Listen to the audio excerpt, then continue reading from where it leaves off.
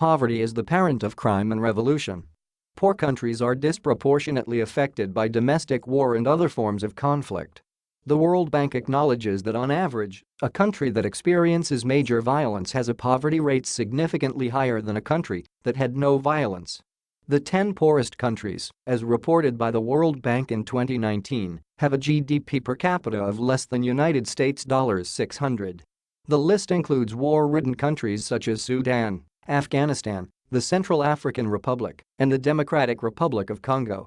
Of course, there are outliers. Malawi and Sierra Leone, for example, ranked 59th and 46th, respectively, on the Global Peace Index. The index weighs factors including a country's level of violent crime, political terror, conflicts and percentage of displaced people. Of the top 10 richest countries represented on the Global Peace Index, all but one ranked in the top 27th. 4 ranked within the top 10, with Iceland placing first. This stark contrast paints a harsh picture of the relationship between wealth and peace. The first of the United Nations Sustainable Development Goals is to end poverty in all its forms everywhere. The World Bank reported a decrease in global poverty of approximately 26% between 1990 and 2015. These years saw nearly 1.1 billion people leave extreme poverty, began earning more than United States $1.90 a day. Increased productivity and the expansion of the middle class are largely responsible for this reduction in global poverty. However, COVID-19 raises serious concerns that this progress may be reversed.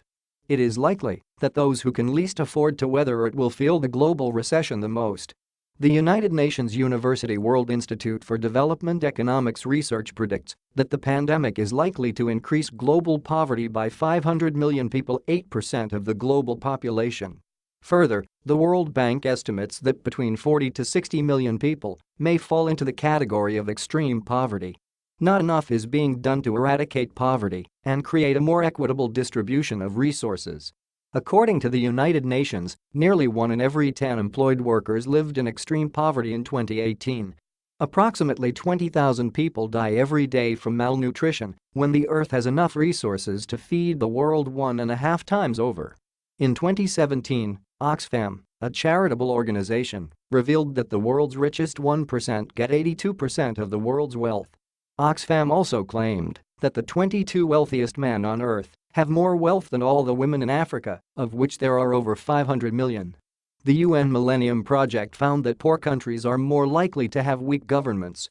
Weak government institutions positively reinforce poverty because state institutions rely on public funding to maintain public goods such as education, trade regulations, the justice system, police forces, and healthcare. When state institutions are insufficiently funded, the goods they can provide to the public are limited.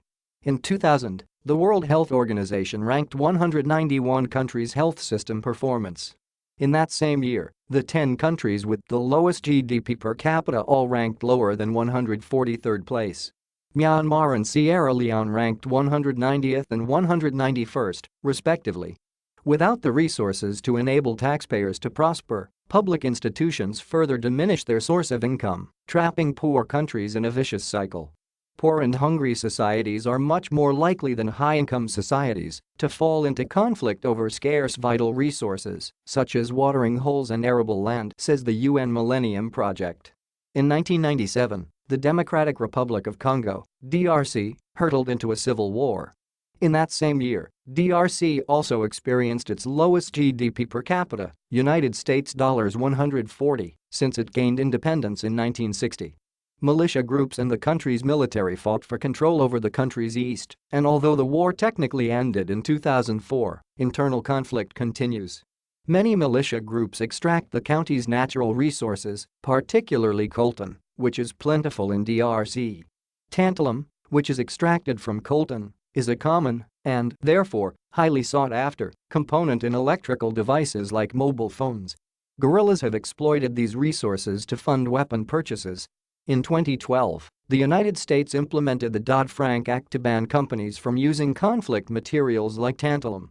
However, this had the unintended consequence of increasing unemployment in the industry. As their poverty worsened, many of the newly unemployed workers were driven to join militia groups instead. Poverty is not the only cause of war. A country's socio-political environment, its history, or its geography may all be factors. Wars also often have a religious or ethnic component. Whether poverty is a cause of war or merely a symptom, it reinforces the likelihood of internal conflict. The cost of poverty is too high. Poverty is intolerable on its own. Paired with an increased likelihood of war, it is beyond unjustifiable. It is relatively easier for developed countries to look inward and prioritize inequalities at home. However, it is a global responsibility to eliminate all forms of poverty, everywhere. To eradicate poverty, world leaders must first let go of their nationalistic ideologies. Barack Obama once said, "As the wealthiest nation on earth, I believe the United States has a moral obligation to lead the fight against hunger and malnutrition and to partner with others. This we are all in this together philosophy will be essential if the world has any hope of achieving the United Nations target of eliminating extreme poverty by 2030.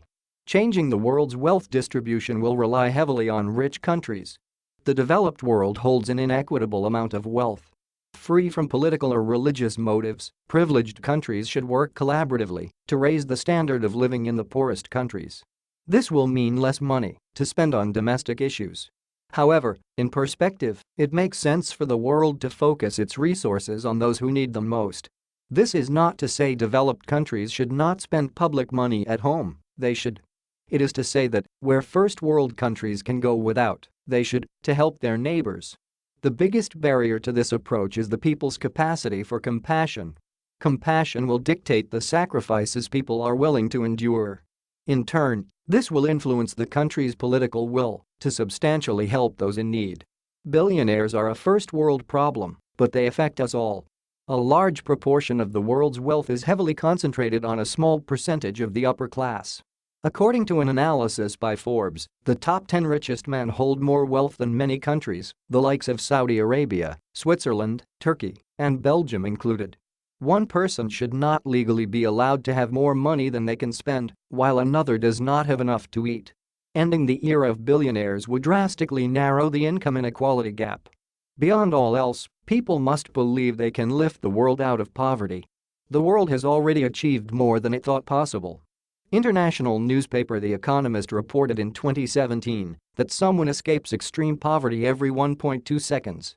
In 2015, 1.1 billion fewer people were living in extreme poverty than there were in 1950. That should be evidence enough that change is possible. Eradicating global poverty is not insurmountable. It will be hard.